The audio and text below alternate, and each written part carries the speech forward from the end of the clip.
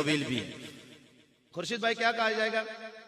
बंदे को लाया जाए, रजिस्टर है 23, मुंतहाई नजर है, जिधर जिधर नजर जाती है वो गुनाह ही गुनाह है। अब सुने, अल्लाह फरमाएगा किसी के ऊपर जुल्म नहीं किया जाएगा और किसी जालिम को छोड़ा नहीं जाएगा। अल्लाह एक पर्ची निकालेगा।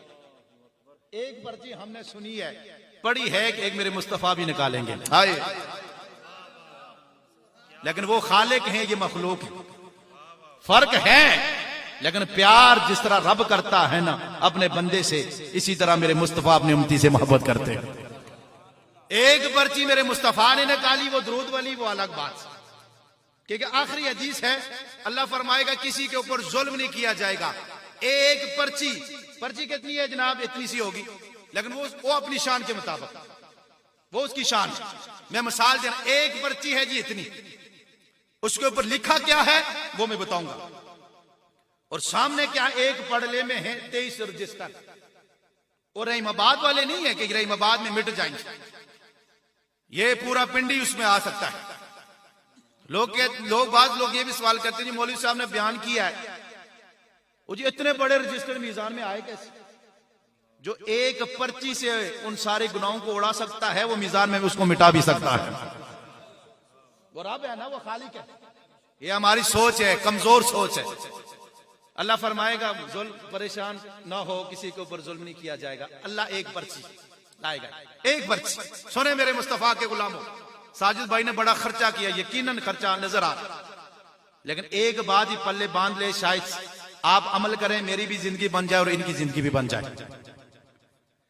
खुर्शीद भाई, एक पड़ले पे 23 रजिस्टर हैं और एक पर्चे पे अल्लाह, पड़ले पे अल्लाह एक पर्ची डालेगा, और अल्लाह वाली पर्ची ऐसे हो जाएगी और गुनाहों वाले पड़ले ऐसे हो जाएंगे, ऐसे वो उठ जाएंगे। पहले बंदा कहेगा या अल्लाह इस पर्ची से होगा क्या? इतने बड़े बड़े रजिस्टर है, इससे करूंगा क्या? फरमा डाल तो सही। डाली जाएगी, गुनाह ऊपर हो जाएंगे, नेकियां नीचे यानी ज्यादा हो जाएंगी। अल्लाह की बारगाह में पूछेगा या अल्लाह ये तो बता ये है क्या? फरमाएगा तूने नहीं पढ़ा था अशहदु अल्ला इलाहा इल्लल्लाह व अशहदु अन्ना मुहम्मदन अब्दुहु व रसूलुहु? ये तूने जब पढ़ा है, सिद्ध के दिल से पढ़ा था, मोहब्बत से पढ़ा था, प्यार से पढ़ा था, और एक गहराई में था, किसी सोच में था, तेरी जबान ने जब ये जुमले कहे, हमने उनको महफूज किया, आज इस पढ़ले में रखा है, जिसकी वजह से मैं तेरे सारे गुनाहों को माफ फरमा दिया। वो है बड़ा लजपाल।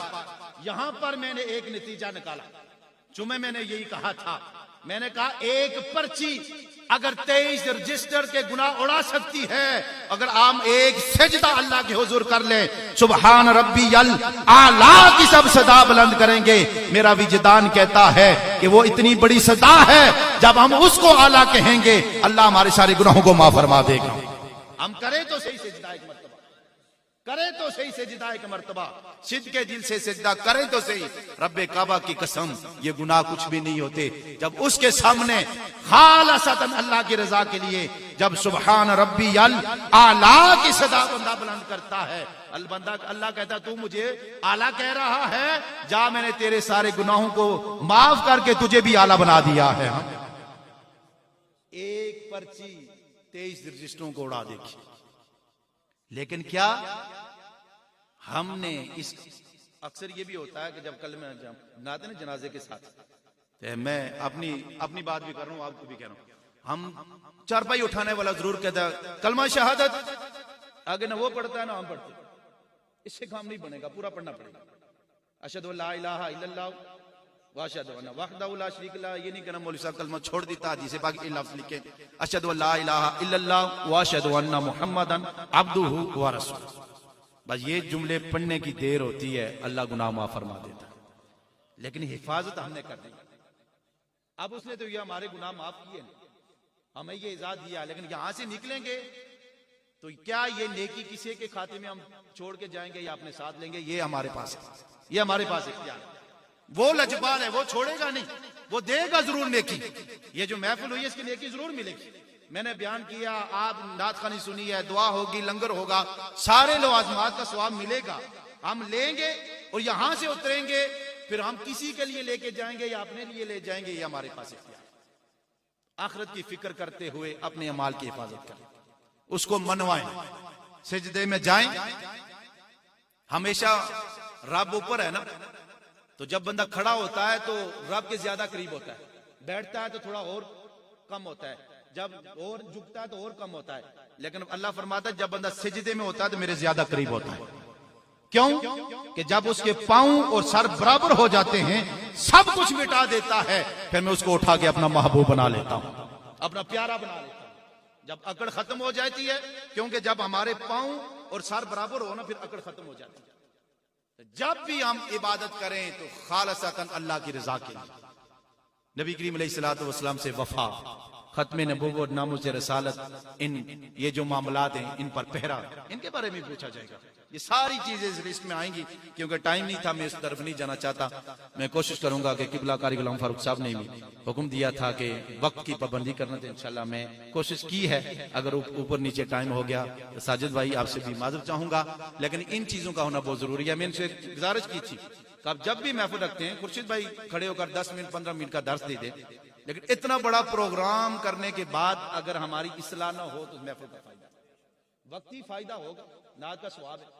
लेकिन अगर इन बातों में से कोई एक भी अमल कर ले तो बैठने वाला भी तर गया, अमल किया वो भी तर गया, जिन्होंने बुलाया वो भी तरा, जिसने बयान किया वो भी तर जाता है। ये सरकार की उम्मत का खासा।